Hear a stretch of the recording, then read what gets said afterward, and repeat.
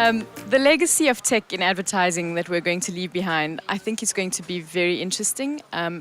We've been so fascinated and absorbed by the fancy tech devices, apps, wearable technology, but I'm starting to feel that a lot of what we are going to leave behind is text that is simple, that affects people's lives in a positive way. So, for example, there was a piece called the Slowdown GPS. It was a simple app that you could download, and when you drive in an area where there are children, like especially around schools, the voice navigation turns to that of a child.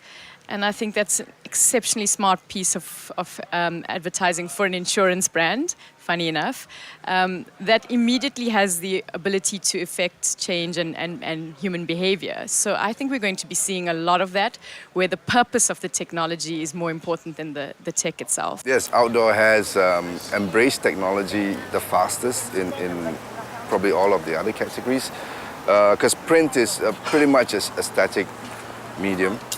Although we're finding ways to use technology in print as well. But outdoor seems to be the right place to really explode on technology. And it's not just technology for the sake of having technology anymore.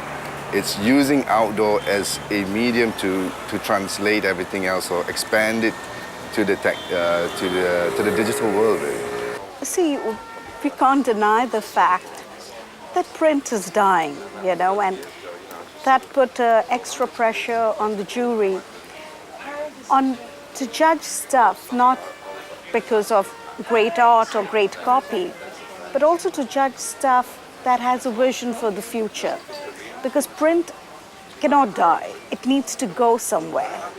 And where it is going and how it can go. So if you look at all the work that got chosen, it's work that doesn't have complete closure. You know that it can go further. And that becomes like a nice thing to keep in mind while judging. I would say the most exciting thing that's happening in pharma, health, and wellness is what I'll call the healthification of everything. You look at virtually every category, every major company across the world, and they're doing something in healthcare. The Grand Prix in the pharma jury was from Philips.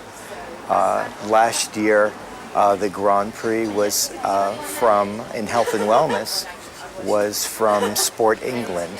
So you're seeing that organizations all over the world are doing health and wellness initiatives, and I think that makes it very exciting and raises the bar for all of us.